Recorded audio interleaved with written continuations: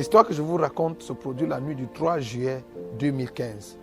Après que nous ayons été dans un temps de prière et de jeûne, depuis avril 2012 que nous avons commencé à prier et à chercher Dieu, le Seigneur m'a divinement averti d'aller à Ashland. Ashland, c'est un camp de prière qui se trouve aux États-Unis, en Virginie. Et je n'avais jamais été à cet endroit, je ne connaissais même pas cet endroit, je n'avais jamais entendu parler. Même comme j'avais été déjà aux États-Unis plusieurs fois, et même en Virginie plusieurs fois, le Seigneur, par son esprit, m'a demandé d'aller à cet endroit parce qu'il voulait me parler. J'ai pris des renseignements et je me suis retrouvé à cet endroit. Et cette nuit donc, du 3 juillet, pendant que nous étions dans le tabernacle, le soir, à l'heure de la prière et l'adoration, je me suis entendu dire une prière que je n'avais pas préméditée. Et la prière c'était une prière d'enfant. Et je me suis entendu dire, Seigneur, depuis que je marche avec toi et depuis que je te sers, tu ne m'as jamais fait voir où tu habites. Et dès que j'ai dit cette parole, j'ai été enlevé en esprit. Je me suis écroulé à l'hôtel où j'étais tenu et je me suis retrouvé en train de marcher avec un ange qui me conduisait.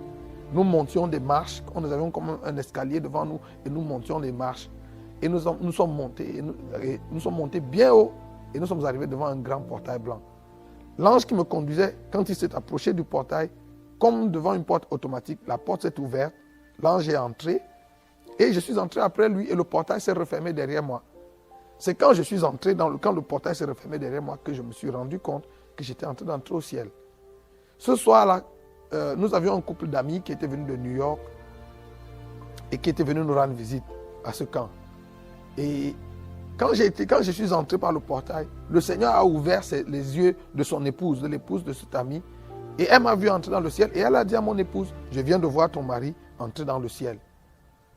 Donc, c'est comme ça que l'histoire commence. Je me retrouve donc dans le ciel, sur cette rue pavée d'or. Frère, quand la Bible dit que les rues au ciel sont pavées d'or, ce n'est pas une figure de style, ce n'est pas juste une façon de parler, c'est la vérité. Je me suis retrouvé sur cette rue et je marchais avec l'ange qui me conduisait. Ce qui est intéressant, c'est que nous ne marchions pas comme on marche sur la terre, en faisant 1, 2, en soulevant les pas. J'avais l'impression qu'il y avait sous mes pieds un tapis roulant qui nous faisait glisser et on avançait. Et de part et d'autre de la rue, il y avait une belle cité, de belles maisons, de maisons tellement belles que je n'en ai jamais vues sur la terre. Même bien que j'ai voyagé un peu partout dans le monde et que j'ai visité parmi les coins les plus chics de la terre que j'ai visités, j'ai jamais rien vu d'aussi beau. De belles maisons. La verdure, le gazon était d'un vert différent de ce que nous connaissons ici. Les fleurs étaient tellement belles qu'à l'intérieur des fleurs, vous pouviez voir la vie couler dans les fleurs. Et nous avons marché avec l'ange comme ça sur 200 mètres. J'étais curieux, je regardais de gauche à droite. Je me disais que j'allais voir des gens, mais la cité était terminée, les maisons étaient bien construites, elles étaient fermées et elles n'étaient pas habitées. Donc au bout de 200 mètres, à un moment donné, c'est comme si le tapis qui nous faisait rouler s'est arrêté. Et j'avais l'impression d'avoir en face de moi une voiture qui m'avait mis les pleins phares dans les yeux et qui m'éblouissait. La lumière était tellement vive que j'ai fermé mes yeux, j'ai baissé la tête et j'ai dit à l'ange qui me conduisait, est-ce que tu peux demander au chauffeur de la voiture en face de baisser ses phares parce qu'il m'éblouit. Et l'ange m'a dit, Nyangok, ce que tu as en face de toi, ce n'est pas une voiture. Tu es devant la salle du trône. Et la lumière que tu as dans les yeux, c'est le reflet de la gloire de Dieu. Et j'ai été pris de peur. Alors je lui ai demandé, qu'est-ce qu'il faut que je fasse? Et il m'a dit, regarde autour de toi, fais exactement ce que tu vois les 24 vieillards faire. Alors j'ai courbé ma tête, j'ai ouvert les yeux. Et c'est là où je me suis rendu compte qu'à quelques pas de moi, les 24 vieillards étaient couchés tout autour du trône. Ils étaient à plat ventre autour du trône. Ils avaient enlevé leur grosse couronne dorée qu'ils avaient posée au pied du trône. Et ils étaient couchés à plat ventre, les mains étendues devant le trône. Et je me suis couché également comme eux et j'ai étendu mes mains. Et à ce moment-là, j'ai vécu quelque chose d'extraordinaire. Je n'avais jamais vécu quelque chose comme ça. Je n'avais jamais entendu que quelqu'un avait vécu quelque chose de semblable. J'avais l'impression cette nuit-là d'avoir dans mon ventre toutes sortes d'instruments de musique. Et des mélodies célestes sortaient de mon ventre. Sans effort, des mélodies sortaient de mon ventre et montaient devant le trône. Et c'était une musique tellement belle. Au grand bruit qui se faisait autour du trône, on pouvait dire aisément que nous étions peut-être des millions et des millions de personnes qui adoraient Dieu autour du trône ce soir-là. Et c'était tellement bon, c'était tellement beau à vivre que je n'avais pas envie que ça s'arrête. J'étais tellement heureux de vivre ça. Et ça a duré des heures et des heures. Et au bout d'un certain temps, la louange, l'adoration s'est estompée et il y a eu un moment de silence. Quand je suis entré, le portail par lequel je suis entré, c'était la porte de l'ouest, la porte occidentale, et j'allais vers l'est, vers le soleil levant. Et j'avais le trône en face de moi. Mais quand la louange et l'adoration se sont terminées, j'ai ouvert les yeux et je n'étais plus couché à l'endroit où j'étais initialement. J'ai l'impression que pendant la louange et l'adoration, il y avait comme une roue qui nous faisait tourner tout du trône. Et quand tout s'est arrêté, j'ai ouvert les yeux et j'étais plutôt couché à la gauche de l'endroit où j'étais initialement, à la droite du trône. Et de là, j'ai ouvert les yeux et la lumière là-bas était plutôt tamisée et on pouvait regarder. Alors j'ai ouvert les yeux et j'ai levé la tête et j'ai vu au-dessus de ma tête le grand trône blanc. Et il était monté comme sur un chariot. Et le chariot sur lequel le grand trône était monté avait des roues et ces roues étaient vraiment étranges. C'était comme des tunnels. Et j'ai guetté dans le tunnel et je pouvais voir la lumière de l'autre côté.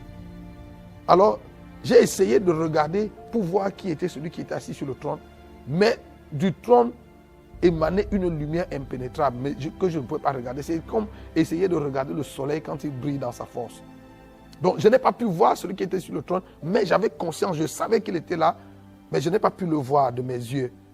Alors, j'ai demandé à l'ange, est-ce qu'il est possible que j'entre dans le tunnel? Parce que je voulais aller voir ce qui se faisait de l'autre côté. J'avais l'impression que de l'autre côté, il y avait des gens, il y avait une activité qui se faisait là-bas. Et l'ange m'a regardé bizarrement et m'a dit, mais Nyangok, les gens ne passent pas souvent par ce tunnel. Pourquoi toi tu vas entrer dans le tunnel? Je lui ai dit, oh non, parce que je vois la lumière de l'autre côté. Et je me dis qu'il doit y avoir des gens là-bas. Je voudrais aller voir ce qui se passe. Et après une petite hésitation, l'ange m'a dit, exceptionnellement, je te laisse entrer. Alors je suis entré dans le tunnel. Initialement, j'avais l'intention d'aller voir ce qui se faisait de l'autre côté. Mais quand je suis arrivé au milieu du tunnel, exactement en dessous du trône, j'ai changé d'avis. Comme si j'avais entendu une voix qui me disait, mais Nyangok, tu jeûnais et tu priais, tu as jeûné et prié depuis toutes ces années parce que tu voulais voir Dieu. Et le voici assis sur le trône au-dessus de ta tête. Et tu veux le traverser pour aller satisfaire ta curiosité à regarder je ne sais pas quoi de l'autre côté. Alors j'ai changé d'avis, je me suis donc couché en dessous du trône, dans le tunnel en dessous du trône. Et j'étais tellement heureux d'être à cet endroit. Je me disais, waouh, finalement me voici. Je suis au ciel. Cette histoire que je lisais dans la Bible, que j'ai lue dans la Bible toutes ces années, donc c'est vrai. Et j'étais tellement heureux du privilège, de l'honneur que Dieu m'avait fait d'arriver à cet endroit. J'étais tellement heureux, je me disais, qu'est-ce que j'ai fait pour mériter un si grand honneur? Je me disais, combien d'hommes sur la terre, combien de serviteurs de Dieu, combien d'enfants de Dieu sur la terre n'ont jamais eu le privilège d'arriver à cet endroit? Et pendant que je me réjouissais donc du privilège que Dieu m'avait fait d'arriver jusque-là, j'ai entendu ma voix comme dans un haut-parleur. J'ai entendu le Seigneur m'appeler Nyangok. J'ai répondu, oui Seigneur. Et il m'a dit, est-ce que tu as vu la cité lorsque tu es entré dans la ville? Je lui ai dit, oui, j'ai vu la cité. Et il m'a demandé, est-ce que tu as remarqué que les travaux de construction de la cité sont terminés? Que les maisons, les demeures sont construites et qu'elles sont terminées? Je lui ai dit, oui Seigneur, j'ai remarqué. Et il m'a dit, est-ce que tu as aussi remarqué que la cité est inhabitée? J'ai dit, oui Seigneur, j'ai remarqué parce que j'étais curieux. Je me demandais, mais pourquoi il n'y avait personne? Je regardais, je croyais que j'allais voir une ou deux personnes ou reconnaître même des gens. Et j'ai dit, j'ai remarqué qu'il n'y avait personne. Et le Seigneur m'a dit, c'est pour ça que je t'ai fait venir. Je t'ai fait venir ici pour te montrer que les travaux de construction des cités dans lesquelles les élus vont vivre sont terminés. Et que la seconde venue de Jésus sur la terre pour enlever l'Église est plus qu'imminente. Mais que l'Église n'était pas prête. Et le Seigneur m'a dit, je t'ai aussi fait venir pour te montrer. La cité que tu as vue, elle est inhabitée encore parce que ceux qui doivent occuper ces maisons sont encore sur la terre. J'ai dit oui Seigneur. Et le Seigneur m'a dit, si la trompette devait retentir aujourd'hui, un petit nombre de chrétiens seulement sur la terre seraient sauvés. Et je me suis exclamé en disant, mais Seigneur, pourquoi un petit nombre? Et le Seigneur m'a dit, un petit nombre Parce que l'église sur la terre est remplie d'idolâtrie. Et le Seigneur est allé plus loin en me disant, même dans ton église. J'ai dit, non Seigneur, dans mon église, à Alpha Naomi, il n'y a pas d'idolâtrie.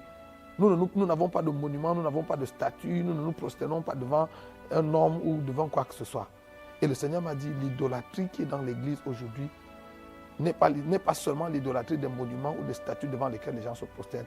Le Seigneur m'a dit, l'idolâtrie qui est dans l'église aujourd'hui se trouve dans le cœur de mon peuple. Et cette idolâtrie est cultivée et entretenue par vous, les serviteurs de Dieu. Vous savez, quand le Seigneur a commencé à me dire ça, j'ai commencé à pleurer.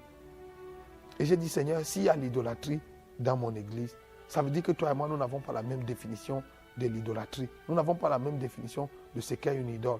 Est-ce que tu peux me dire, d'après toi, ce que tu appelles une idole?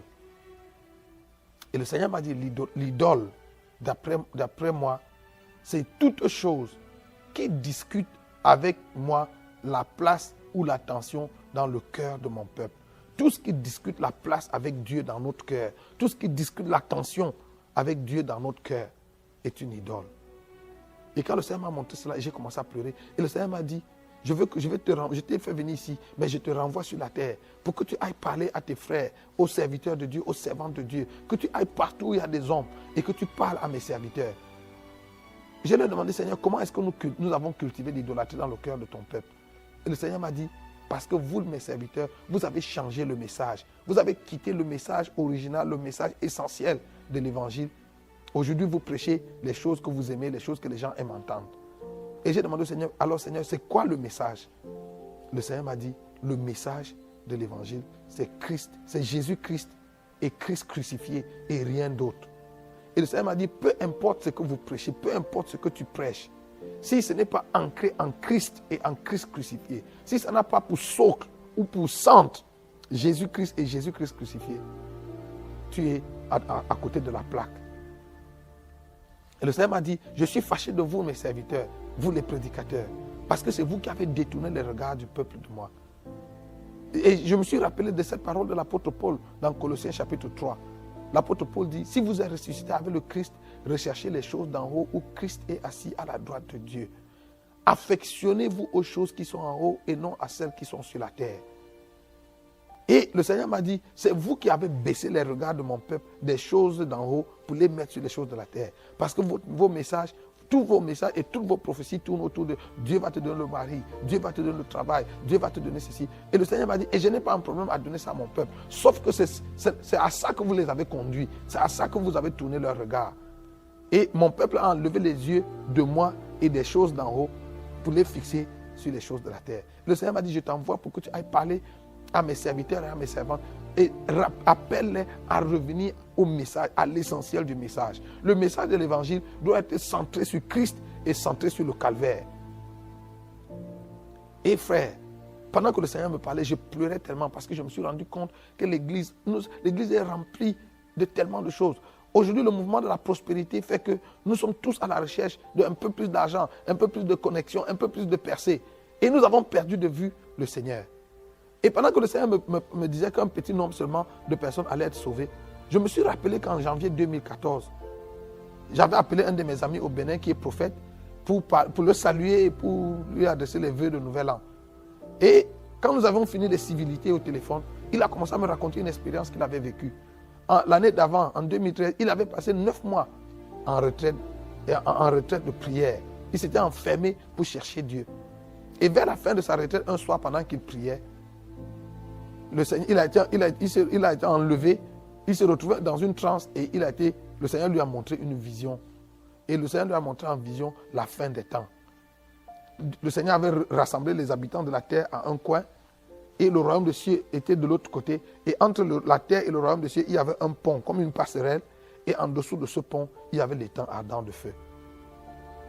Et d'après la vision qu'il a eue, le Seigneur faisait l'appel, il appelait les hommes les uns après les autres. Et quand c'était votre tour, quand vous entendiez votre nom, vous veniez sur le pont. Et dès que vous montiez sur le pont, il y avait c'était comme un pont électrique qui vous faisait avancer sans que vous fassiez un effort. Et le Seigneur commençait à vous raconter l'histoire de votre vie. Et plus le Seigneur vous parlait des choses que vous aviez faites sur la terre, plus vous avanciez graduellement vers le royaume des cieux. Et si le Seigneur finissait de parler et que vous n'aviez pas traversé, le pont s'ouvrait et vous tombiez dans le feu. Et il me dit que les 1000 premières personnes qui ont été appelées, 2 seulement sont entrées dans le royaume des cieux. Et il était la 1001e personne que le Seigneur a appelée. Et quand le Seigneur l'a appelé, le Seigneur lui a dit, lui a donné son nom, tu es prophète, tu as voyagé dans les nations du monde, tu as implanté les églises, tu as prêché dans les conférences, dans les campagnes d'évangélisation, dans les croisades, dans les séminaires, ainsi de suite. Tu as fait toutes ces choses pour moi. Et il répondait, oui Seigneur, oui Seigneur. Et il avançait, et il avançait. Et il dit qu'il était à 2 pas de franchir le pont pour entrer dans le royaume des cieux quand le Seigneur lui a dit, malheureusement, toutes ces choses, tu les faisais pour toi et non pour moi. Et le pont s'est ouvert et il est tombé dans le feu. Et c'est à ce moment qu'il est sorti de la vision. Et quand il est sorti de cette vision, le Seigneur a commencé à lui parler de la seconde venue de Jésus et de la fin des temps qui était proche. Donc, il me raconte la vision et il me l'a raconté en pleurant au téléphone. Et il m'a dit, mon frère Pierre, il faut qu'on commence à prêcher le retour du Seigneur, qu'on commence à préparer l'église au retour du Seigneur. Il dit, le Seigneur m'a montré l'enlèvement, le Seigneur m'a montré la fin des temps. Et le Seigneur m'a montré que moins de 2% des chrétiens seulement sur la terre vont être sauvés.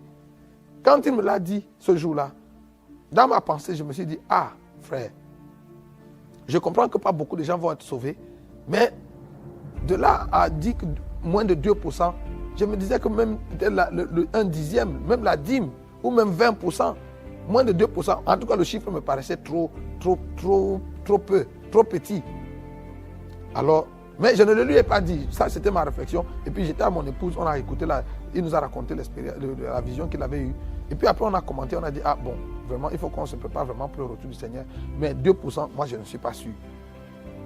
Donc ce jour-là, pendant que j'étais couché dans le tunnel, et j'ai demandé au Seigneur, mais pourquoi un petit nombre? Alors que dans toutes les nations, il y a des églises qui poussent, des grandes églises qui poussent, et des milliers de gens, beaucoup plus de personnes viennent dans les églises pour prier, pour te chercher. Et le Seigneur m'a dit, Nyango, ne te laisse pas séduire par le grand nombre de personnes que tu vois qui affluent à l'église. La grande majorité de ces personnes ne viennent pas à l'église pour me chercher. Ce n'est pas moi qu'elles cherchent. Elles viennent pour chercher les choses que je donne. Elles ne veulent pas avoir une relation avec moi. Ce qui les intéresse, c'est les choses que je donne. Et j'ai dit, ah Seigneur, mais quand ces gens viennent quand même prier et te demander ces choses, tu les leur donnes. Et le Seigneur m'a dit, oui, je les leur donne parce que je suis un Dieu généreux. Et il m'a dit, Nyango, ne te trompe pas. Je ne donne pas qu'aux chrétiens. Je donne aux chrétiens, je donne aux musulmans, je donne aux bouddhistes, je donne aux païens, je donne aux athées. Je fais lever mon soleil sur les justes et sur les méchants. Je fais pleuvoir sur les justes et sur les méchants. C'est vous les prédicateurs qui avez donné l'impression que Dieu ne donne qu'aux chrétiens. Et que quand Dieu nous donne les choses que nous lui demandons, c'est la preuve que Dieu est d'accord avec nous, que Dieu approuve de notre façon de vivre. Le Seigneur m'a demandé, Nyango, est-ce que tous les hommes riches de la terre que tu connais sont des chrétiens? Je lui ai dit non. Il m'a dit, dans ton pays, tous ceux qui sont au pouvoir, ceux qui gouvernent, ceux qui dirigent ton pays, est-ce qu'ils sont tous des chrétiens? Je lui ai dit non. Et il dit, mais est-ce que ce n'est pas écrit dans ta Bible que toute autorité vient de Dieu? J'ai dit, oui, c'est écrit comme ça. Et le Seigneur m'a dit, c'est moi qui leur ai donné le pouvoir. C'est moi qui les ai rendus riches. Ils voulaient la richesse, je leur ai donné la richesse. Ils voulaient le pouvoir, je leur ai donné le pouvoir. Mais pour autant, ils ne sont pas mes enfants. Ils ne sont pas en règle avec moi. Et s'ils meurent dans l'état où ils sont, et s'ils ne se réconcilient pas avec moi, s'ils ne se repentent pas, ils vont aller en enfer, bien que pendant leur vie sur la terre, je leur ai donné argent, pouvoir, ainsi de suite. Et là, j'ai commencé à pleurer. Et le Seigneur m'a dit, dans ma nature de Dieu généreux, je sais partager. Et le Seigneur m'a montré un texte. Je suis sûr que j'avais déjà lu ce texte en passant, mais ce jour-là, ce texte a pris une autre dimension. Le texte, c'est Exode 34, verset 14. Le texte dit, tu ne te prosterneras pas devant un autre Dieu, ou tu n'adoreras pas un autre Dieu, car l'Éternel, ton Dieu, porte le nom de jaloux. Il est un Dieu jaloux. Frère, je connaissais les noms de Dieu, mais je ne savais pas que Dieu portait le nom, qu'il n'était pas seulement jaloux, mais qu'il portait le nom de jaloux. Et le Seigneur m'a dit, dans ma nature de Dieu jaloux, je ne sais pas partager. Je ne sais pas cohabiter. Dès qu'il y a une situation de cohabitation ou de partage dans le cœur d'un de mes enfants, entre moi et quelque chose d'autre, je cède la place à cette chose et je me retire sur la pointe des pieds. Et pendant que le Seigneur me disait cela, je comprenais pourquoi, je comprenais cette citation qu'on a souvent utilisée à l'église et qui dit, si Jésus n'est pas Seigneur de tout, il n'est pas Seigneur du tout. Vous savez, Jésus est comme un enfant capricieux. Vous connaissez les enfants capricieux ou les fils uniques. Il veut que maman lui donne tout. Si maman lui donne un beignet alors qu'il voulait avoir deux, il ne prend pas, il jette le beignet. Je me rendais compte que le Seigneur est un peu comme ça. Si vous ne lui donnez pas, Jésus ne veut pas 80% ou même 95% ou 99% de notre cœur. Il veut notre cœur à 100% et il ne veut pas le partager. Il me dit, dans ma nature de Dieu jaloux, je ne sais pas partager. Et dès qu'il y a une situation de partage, je cède de la place et je me retire sur la pointe des pieds. Et pendant que le Seigneur me parlait, il m'a montré un frère que je connais, un serviteur de Dieu, qui est actif dans le ministère. Il m'a dit, regarde ce frère. Tu le connais? Non, j'ai dit oui, je le connais. Il m'a dit, regarde son cœur. Et pendant que le Seigneur me parlait, j'ai vu le frère devant moi et il était transparent à mes yeux. Et j'ai regardé dans son cœur et son cœur était rempli de toutes sortes d'ambitions, de toutes sortes de convoitises, d'envie des choses de cette terre. Son cœur était encombré de tout cela. Et le Seigneur Jésus était tenu derrière lui. Et le Seigneur m'a dit, tu as vu, son cœur est tellement plein de choses qu'il n'y a pas de place pour moi. Il y a longtemps qu'il s'est déconnecté de moi et il ne se rend même pas compte. Et le Seigneur m'a dit, je suis tenu derrière lui et depuis, je toque à la porte de son cœur, essayant de revenir. Et le Seigneur m'a dit, s'il ne se ressaisit pas et n'ouvre pas son cœur pour que je rentre, si la trompette retentit aujourd'hui et l'enlèvement se produit aujourd'hui, ce frère-là ne sera pas sauvé. Il ne sera pas enlevé. Et le Seigneur m'a dit, et dans l'église, il y a de nombreuses, ils sont de milliers et de milliers comme lui, qui sont à l'église, mais qui ont le cœur rempli de tellement de choses. Et le Seigneur m'a dit, en cela, Ésaïe a dit vrai, que ce peuple m'honore du bout des lèvres, mais son cœur est loin de moi. Et le Seigneur m'a demandé, Nyangok, est-ce que tu sais pourquoi Ananias et Saphira sont morts? J'ai répondu tout bêtement, oui, ils sont morts parce qu'ils ont menti au Saint-Esprit. Et le Seigneur m'a dit, fais attention, regarde encore le texte. Actes chapitre 5, verset 3. Et le texte est apparu devant moi. Et le texte dit, Pierre dit à Ananias, Ananias, comment le diable a-t-il pu remplir ton cœur au point que tu mentes au Saint-Esprit en retenant une partie de l'argent de la vente de ton terrain? Et le Seigneur m'a demandé, si le cœur d'un enfant de Dieu est rempli de Satan, la place de Dieu en lui est où? Et j'ai dit, ah Seigneur, ça veut dire que Dieu n'a pas de place en lui. Et le Seigneur m'a dit, c'est comme ça l'état de l'église aujourd'hui. Le cœur des gens qui viennent dans nos églises est rempli de tellement d'envie. La plupart des gens qui viennent dans les églises ne viennent pas parce qu'elles veulent rencontrer Dieu. Elles viennent parce qu'elles veulent se marier, elles veulent voyager, elles veulent travailler, elles veulent avoir des enfants, elles ont des problèmes de santé, elles viennent pour être guéries. Et c'est ça qui explique même aujourd'hui que les gens vont d'église en église. Parce qu'ils cherchent la pharmacie où il y a le bon produit.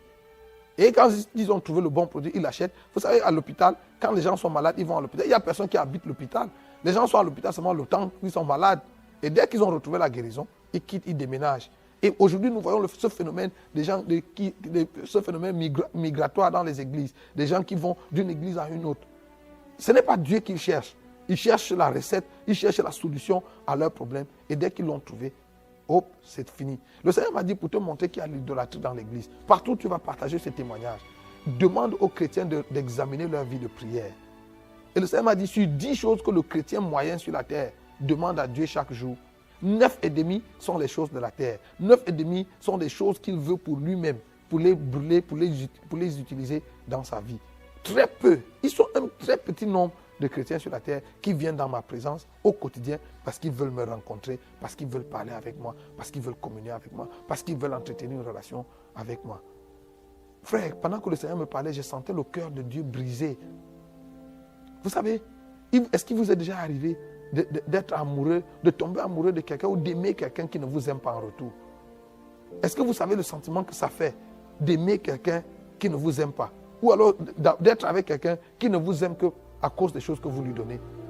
Ceux qui sont mariés savent, dans certains foyers, il y a des maris ou des femmes, des époux qui aiment leur conjoint, qui les aiment à mourir, mais leur conjoint n'a pas de temps pour eux. C'est exactement ce que l'Église fait à Dieu. Le Seigneur nous aime, il nous aime d'un amour profond, il nous aime d'un amour éternel.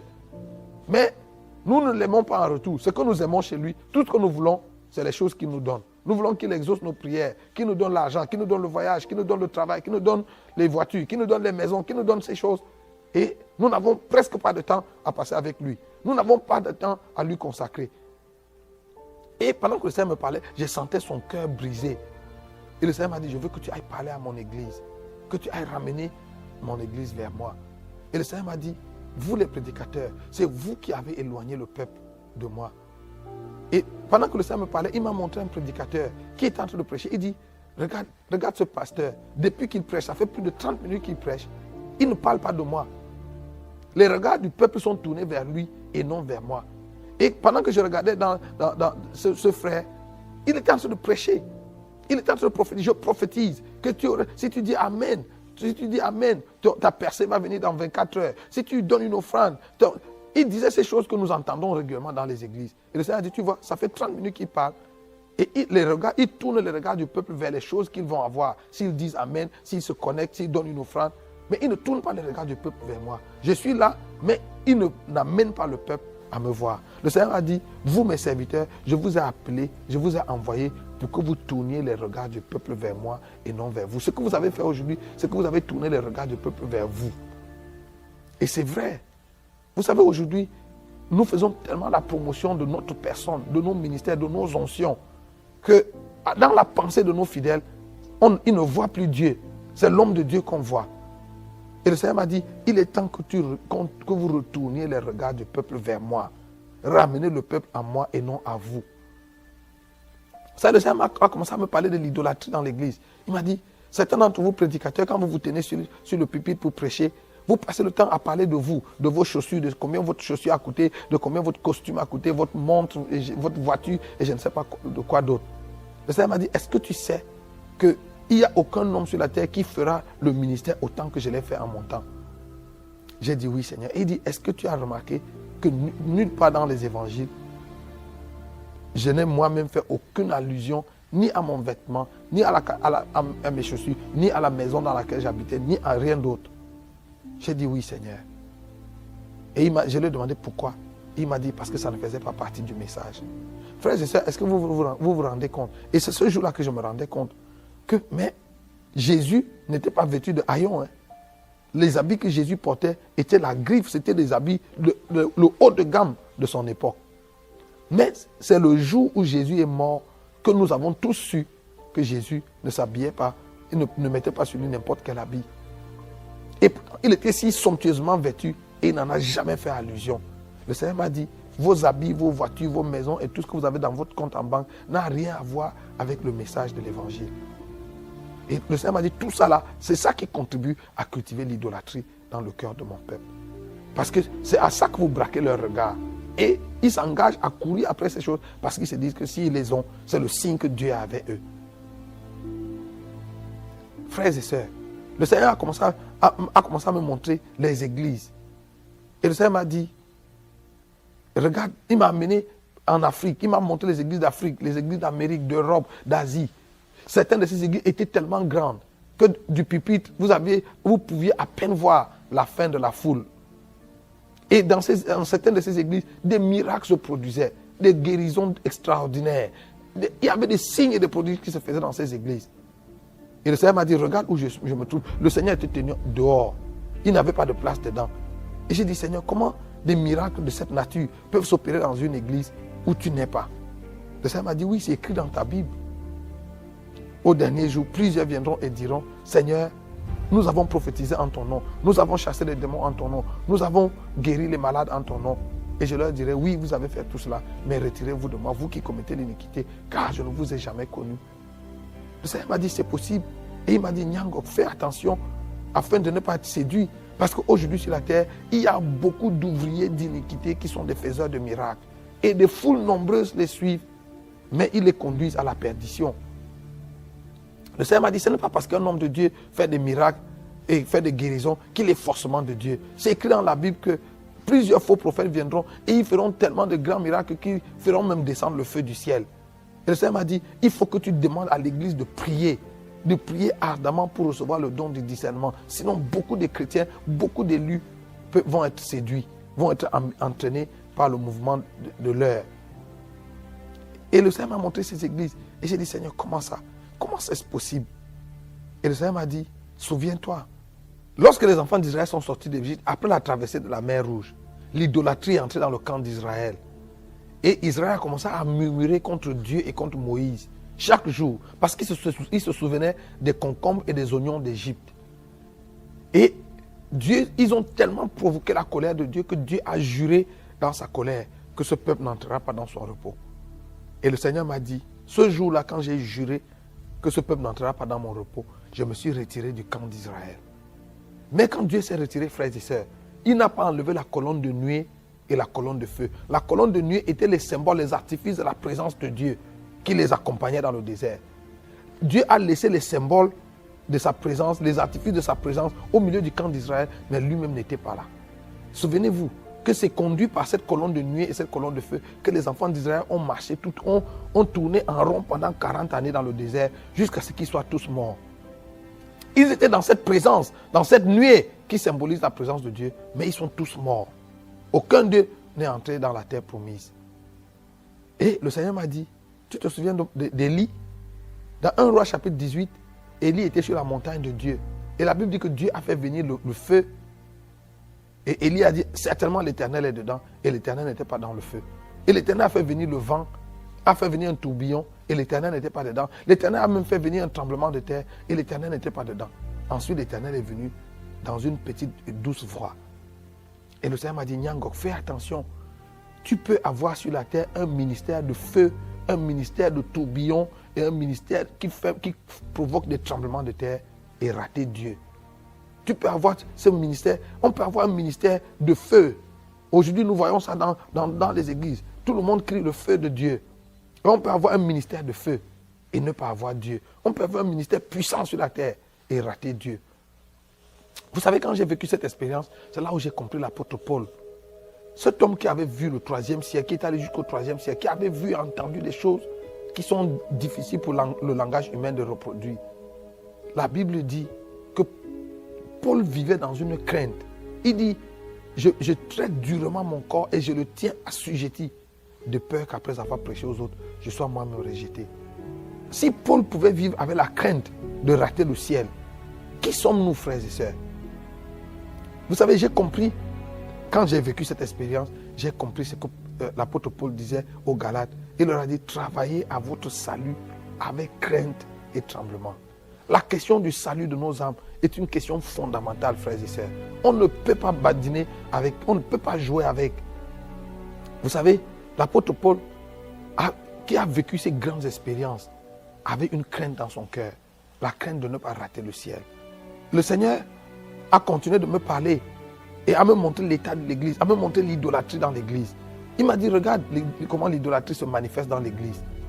Quand les chrétiens viennent à l'église et que c'est le moment des offrandes, chacun de nous met sa main dans sa poche et sort un billet de banque, $1, $5, $10 ou 1000 francs, 5000, quelle que soit la monnaie qu'on utilise. On prend une certaine quantité d'argent qu'on met dans le panier d'offrande. C'est notre offrande à Dieu.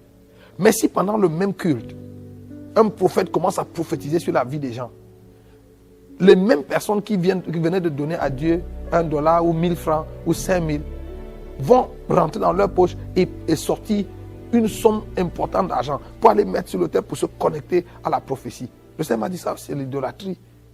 Parce que quand il faut donner à Dieu, quand il faut donner par amour pour Dieu, nous lui donnons les jetons, nous lui donnons la monnaie que nous avons dans nos poches. Nous lui donnons les restes.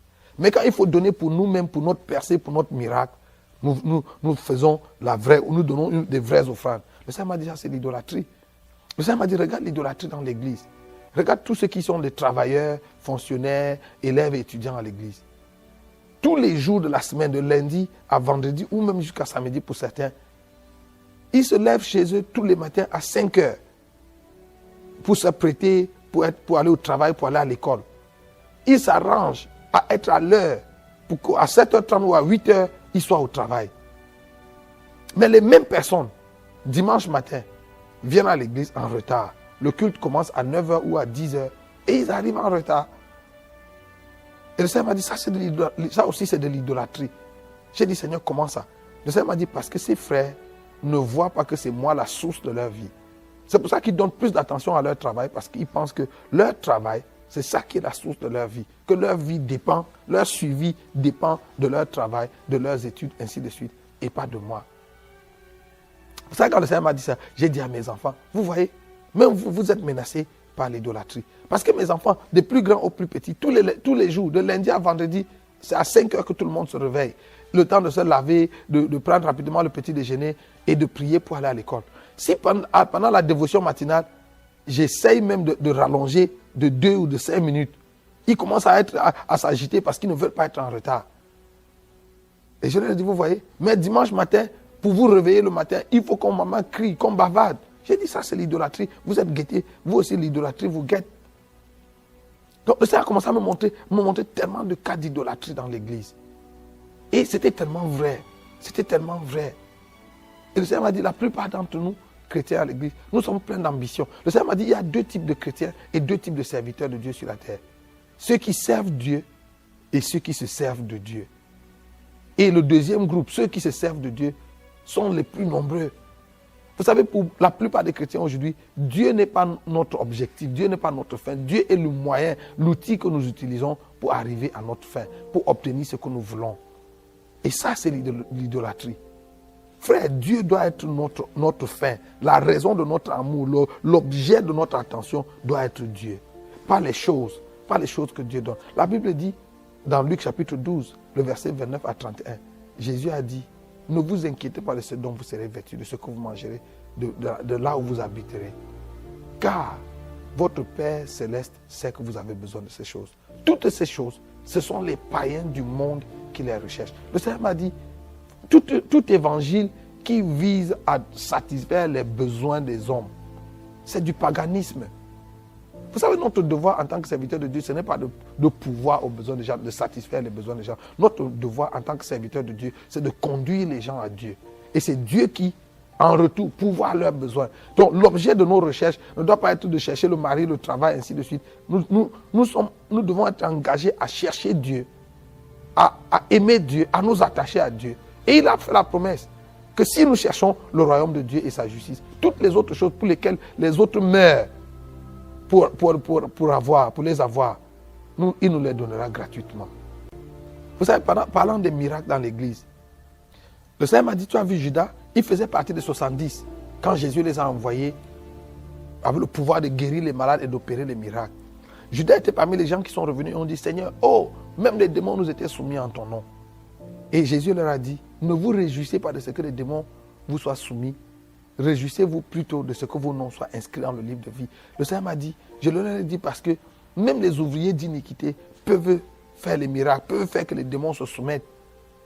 Et Judas était parmi les disciples de Jésus, dans les mains de qui le pain s'est multiplié. Vous vous souvenez, Jésus, quand il a nourri les foules, il a béni le pain, l'a donné à ses disciples. Et c'est pendant que les disciples partageaient le pain que le pain s'est multiplié. Même dans les mains de Judas, le pain s'est multiplié. Et le Seigneur m'a dit, Judas, c'est écrit dans ta Bible, il est connu comme le fils de la perdition. Et même dans l'évangile de Jean au chapitre 13, le Seigneur Jésus l'a appelé un démon. Mais Judas, malgré son statut de fils de perdition et son statut de démon, a fait les miracles. Donc le Seigneur m'a dit, ne te laisse pas séduire par les miracles.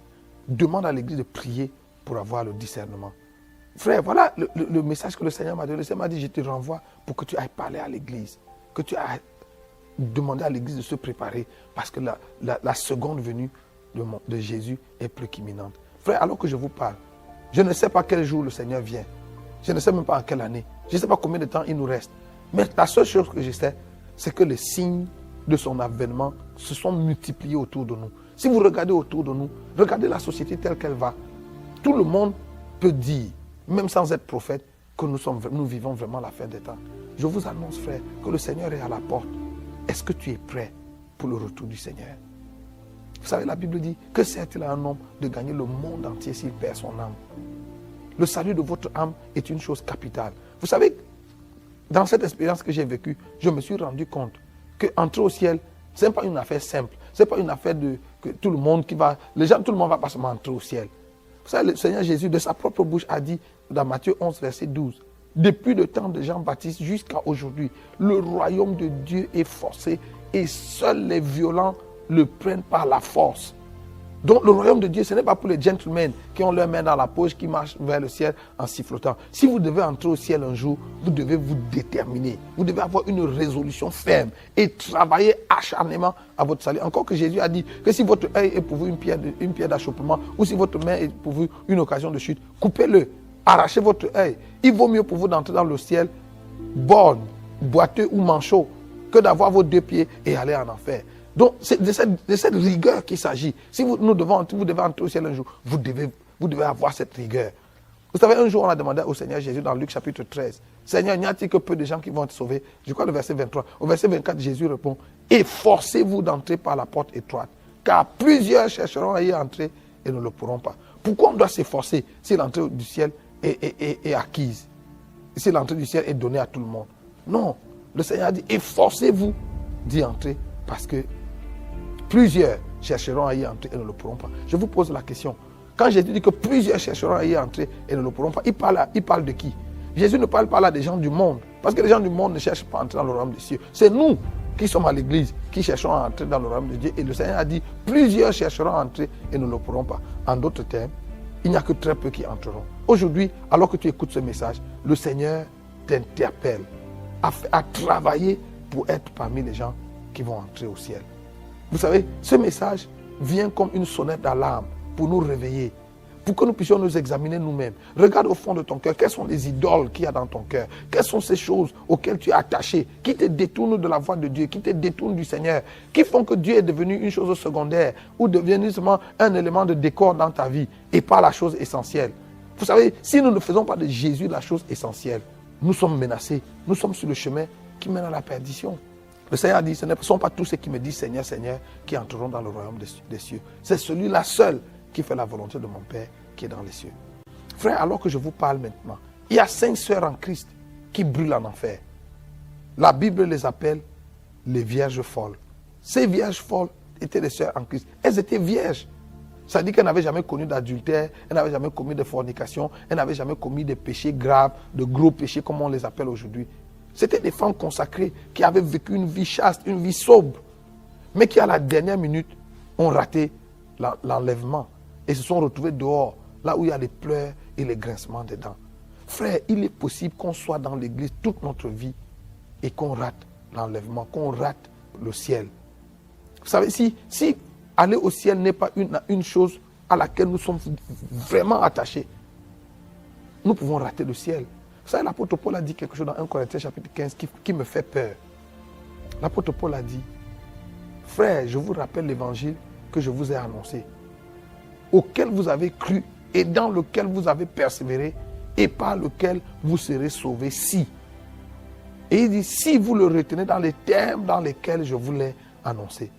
Il est possible d'avoir entendu l'évangile, d'avoir cru en l'évangile, d'avoir persévéré en l'évangile et de rater le salut. Si nous ne retenons pas l'évangile dans les termes dans lesquels l'évangile nous a été annoncé. La question du salut est une question fondamentale, une question capitale. Vous savez, ce qu'il y a de plus dangereux avec l'enfer, c'est que sur la terre, quand vous commettez un crime, on vous traduit en justice et c'est le magistrat qui, après avoir écouté, après avoir examiné l'offense que vous avez commise, décide de la peine qui va vous être infligée. En fonction de la gravité de ce qui vous est reproché, vous allez être condamné à 6 mois, à 1 an, à 5 ans, à 10 ans, à 20 ans, peut-être à prison à vie ou même à la peine capitale. Mais vous savez, en enfer, ça ne se passe pas comme ça. L'enfer, la peine, la sentence est déjà connue. La sentence est la même pour tout le monde. Petit pécheur, grand pécheur, vous avez commis vous avez dit seulement un petit mensonge, ou alors quelqu'un qui a tué tout un pays, qui a décimé des millions de personnes comme Hitler. La sentence est la même pour tout le monde. L'enfer, c'est la condamnation éternelle, la perdition éternelle. Imaginez donc ces 5 vierges qui, pendant qu'elles étaient sur la terre, n'ont pas connu les plaisirs de ce monde, ne se sont pas livrées au péché comme les autres, mais qui vont quand même subir la même sentence que les drogués, les bandits, le grand chemin, les criminels, les grandes prostituées. Frère, si tu m'entends aujourd'hui, voici l'heure de faire la paix avec Dieu. Voici le moment de te ressaisir. Arrête-toi et regarde au fond de toi-même. Est-ce que tu es prêt pour le ciel? Est-ce que tu es prêt pour l'enlèvement? Si la trompette retentissait aujourd'hui, est-ce que tu es sûr que tu fais partie de ceux qui vont t'enlever? Ou bien ton cœur est emporté par la volupté des choses de ce monde, par la convoitise des yeux et l'orgueil de la vie? Est-ce que ton cœur est circoncis? Est-ce que ton cœur appartient vraiment à Jésus? Vous savez, à la dernière page de notre Bible, Apocalypse chapitre 22, les 11 derniers versets, Dieu a inscrit quelque chose dans les derniers versets de la Bible. Et il les a écrits à cet endroit-là, afin que nul ne l'ignore. Le Seigneur a dit que celui qui est saint se sanctifie davantage. Et que celui qui est juste soit encore plus juste. Mais celui qui pêche, qu'il pêche davantage. Vous savez, le Seigneur nous donne la liberté. Écoute-moi frère, si tu es à l'église et tu n'as pas pour objectif premier d'aller au ciel et de vivre, de passer l'éternité avec Dieu, tu perds ton temps. Autant mieux aller dans le monde. La Bible te donne la permission d'aller dans le monde et de vivre dans le monde. Vis dans le monde, vis 100 à l'heure. Fais ce que tout le monde fait. Vas-y là dehors, couche avec tous les hommes, toutes les femmes, couche même avec les animaux comme on voit aujourd'hui. Bois tout ce qu'il y a à boire, les liqueurs, les alcools, les vins, prends même la drogue, fais tout ce qu'il y a là. Parce que la sentence sera la même au bout du compte. Mais si tu es résolu d'aller au ciel, frère, je lance un appel, engage-toi. Peut-être que tu m'écoutes aujourd'hui et tu n'es pas né de nouveau. Tu n'as pas reçu Jésus comme ton Seigneur et ton Sauveur personnel. Je voudrais te donner l'occasion de recevoir Jésus, d'inviter Jésus dans ta vie. Ce n'est pas par un hasard. Tu n'es pas seulement tombé sur cette chaîne par hasard. Tu ne regardes pas, tu n'écoutes pas ce message à ce moment par hasard. Dieu a voulu que tu écoutes ce message parce qu'il voulait que tu fasses partie de ceux qui vont être sauvés, de la minorité qui va être sauvée. Je te lance cet appel. Si tu n'as pas reçu Jésus dans ton cœur comme ton Seigneur et ton Sauveur, voici l'occasion de le faire. Et pour recevoir Jésus dans ton cœur comme ton Seigneur et ton Sauveur, tu n'as pas besoin, il n'y a pas de formule. La seule chose que tu dois faire, la Bible dit, quiconque invoquera le nom du Seigneur sera sauvé. La seule chose que tu dois faire, c'est d'invoquer le nom du Seigneur en toute vérité et en toute sincérité. Si tu ouvres ton cœur maintenant et tu dis à Jésus, Seigneur Jésus, viens dans ma vie et sauve-moi. C'est tout ce que tu dois dire du fond de ton cœur et Jésus va venir dans ta vie et tu vas être sauvé. Mais pour toi qui es chrétien et qui est un pied dedans, un pied dehors ou qui est à l'église mais qui a le cœur, ton cœur a été emporté par les plaisirs de ce monde, à la recherche du travail, du mariage et je ne sais pas quoi. Je te lance l'appel. Ouvre ton cœur. Laisse le Seigneur Jésus circoncire ton cœur. Laisse le Seigneur Jésus nettoyer ton cœur. Enlève toi-même les idoles de ton cœur et jette-les dans le feu. À la fin de mon entretien avec le Seigneur, je lui ai posé la question, Seigneur, maintenant que tu m'as fait la grâce de venir jusqu'ici, est-ce que tu peux me montrer dans mon cœur quelles sont les idoles qu'il y a qui peuvent m'empêcher de venir vivre ici éternellement? Et le Seigneur m'a dit, Nyangok, s'il y a encore quelque chose sur la terre qui t'impressionne, cette chose est une idole. S'il y a encore quelque chose sur la terre que tu dois avoir à tout prix, que tu dois faire à tout prix, ou un endroit où tu dois aller à tout prix, toutes ces choses-là sont des idoles. Voilà la dernière chose que le Seigneur m'a dit. Et l'entretien s'est terminé et je me suis retrouvé sur la terre. J'ai été enlevé ce jour-là, il était 20h exactement à l'horloge de l'église. Et je suis revenu sur la terre à 3h le matin. Ce que j'essaie de vous dire en quelques minutes a duré 7 heures d'horloge. Et pendant les 7 heures, le Seigneur m'a parlé non-stop. J'ai tellement pleuré. Vous savez, quand je suis revenu dans mon corps sur la terre, j'étais couché. On m'avait transporté de l'église et mon épouse m'avait ramené dans la chambre, aidé par les amis. Et j'étais couché sur le lit et mon oreiller, l'oreiller sur lequel j'avais posé ma tête, était trempé de larmes. J'avais tellement pleuré. J'avais tellement pleuré parce que je me rendais compte, non seulement de la condition générale de l'église, mais je me rendais compte qu'on peut avoir été en Christ toute sa vie. Comme moi j'ai accepté Jésus, j'avais 16, 17 ans. On peut avoir été en Christ toute sa vie et rater l'enlèvement le moment venu. Et j'avais tellement pleuré. Le Seigneur m'a dit, s'il y a encore quelque chose qui t'impressionne. Aujourd'hui dans l'église, nous avons des gens qui doivent se marier à tout prix, qui doivent voyager à tout prix, qui doivent construire leur maison à tout prix, qui doivent faire tellement de choses à tout prix. Frère, tout ça c'est de l'idolâtrie. Vous savez, notre objectif doit être d'aimer Jésus et de marcher avec Jésus et de vivre avec Jésus et d'aller être avec Jésus au ciel. Si chemin faisant, il nous donne des voitures, il nous donne un mari, il nous donne une épouse, il nous donne des enfants, il nous donne l'argent, il nous donne ci ou ça, c'est bien. Mais s'il ne nous les donne pas, notre objectif ne change pas. Nous avons notre pensée résolue d'aller vivre avec Dieu au ciel. Vous savez, un jour, j'ai partagé ce message dans une conférence, dans une grande conférence au Cameroun. Et après ça, un pasteur est venu me voir pour me dire qu'il n'était pas d'accord avec le message que je prêche. Et parce que d'après lui, ce message ne vient pas de Dieu. Je lui ai dit, en tout cas, tu n'es pas obligé d'être d'accord. Mais je lui ai dit, si je te posais la question, pourquoi tu n'es pas d'accord, que me dirais-tu? Quelles sont tes raisons? Il me dit 2 raisons principales. La première raison, c'est que ce message fait peur aux gens.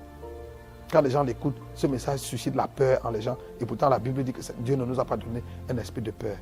Et je lui ai dit, pasteur, si vous êtes vraiment chrétien, et on vous annonce que Jésus va revenir dans les 2 heures qui suivent, et ça ne suscite pas vous un sentiment de peur, ça ne vous pousse pas à vous arrêter un moment et à vous examiner, à scruter votre vie pour voir si vous êtes en règle. C'est qu'il y a longtemps, vous êtes déjà en enfer, vous êtes déjà perdu il y a longtemps. En tout cas, moi je pense qu'un chrétien normal, si on lui dit, s'il écoute un message comme celui-ci qui annonce que Jésus revient, ça devrait susciter un sentiment, pas de peur, mais de crainte. La crainte de Dieu doit s'emparer de nous en nous disant, est-ce que je suis prêt pour le retour du Seigneur?